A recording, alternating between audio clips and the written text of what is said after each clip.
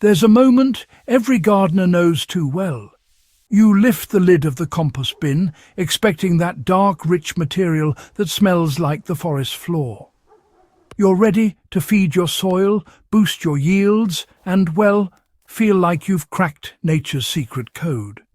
But instead, you find a half-finished pile, a weak, crumbly mix that looks more like dry sweepings than nutrient-packed compost. That moment right there is what pushed me into discovering the fix I'm going to share today. And I'll tell you now, this is the kind of fix that doesn't just tweak your compost. It multiplies its effectiveness.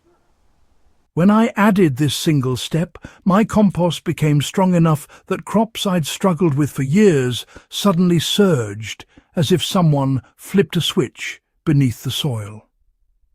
This is the kind of insight our great-grandfathers would have guarded like treasure, because it transforms a mediocre compost pile into the kind of powerhouse amendment that changes the entire season. If you've ever wondered why your compost looks right but doesn't act right, keep watching, because the answer isn't in the ingredients, it's in the biology. The real problem is that most compost piles starve out the microbes you need. The issue with weak compost isn't usually the greens and browns, or the carbon-to-nitrogen ratio, or even moisture. Those things matter, but they're not the defining factor. The real problem is that the microbe population inside most piles collapses halfway through the process.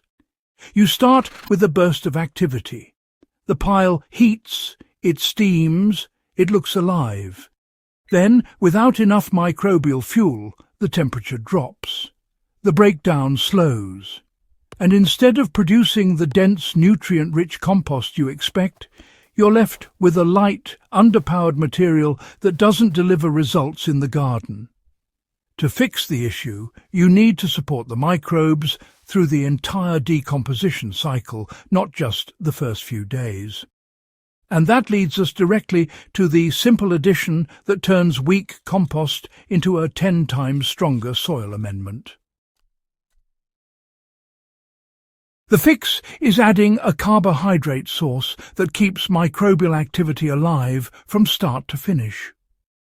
The most powerful thing you can add to your compost isn't manure or kitchen scraps or even grass clippings. It's a slow-release carbohydrate source. This is what microbes use as energy, and when they have steady fuel, they don't burn out halfway through the process. The two best options, the ones that historically have been used in traditional farming systems, are molasses and ground grain. Molasses is instant fuel for beneficial microbes.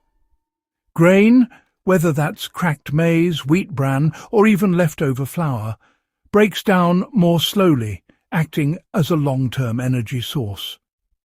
This combination creates something close to continuous fermentation inside the compost pile, which is exactly the condition needed to produce strong, humus-dense compost.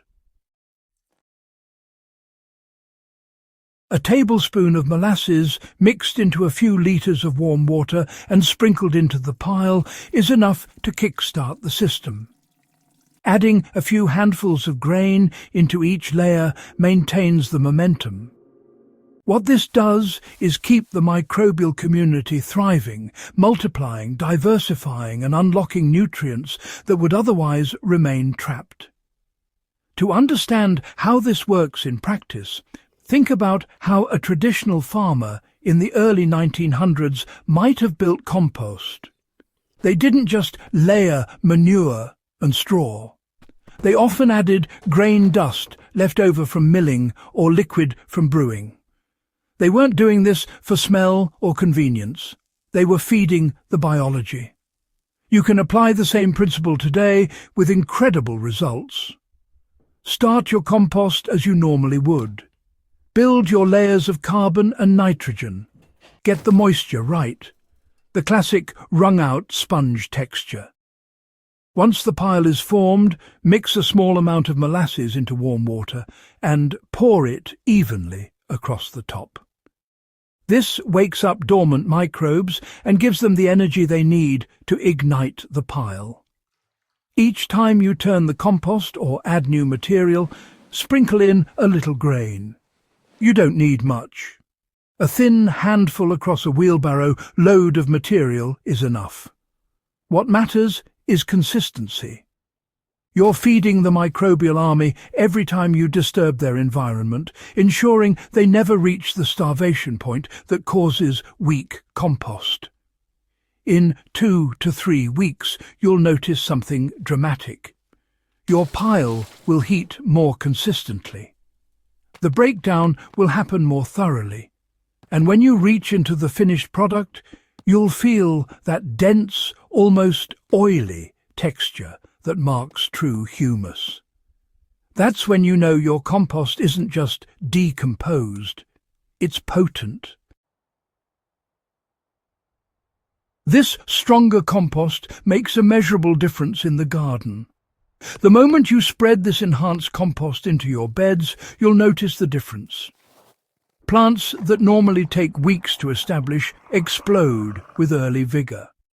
Leafy greens develop richer colour. Root crops split less and form more uniform shapes.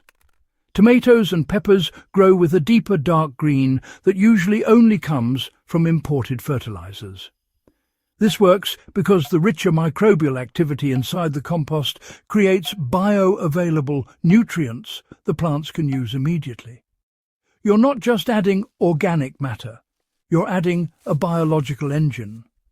For example, when I used this method on my potato beds, I saw nearly double the tuber size compared to the previous season. When I applied it around my struggling brassicas, the plants recovered and produced heads where before I'd barely gotten foliage. The improvement wasn't subtle, it was transformative. If you want more breakthroughs like this, the kinds of forgotten practical methods that boost yields without chemicals or expensive equipment, make sure to subscribe to FarmLab and share this video with another grower. The more people who understand how to strengthen their soil, the stronger our food systems become.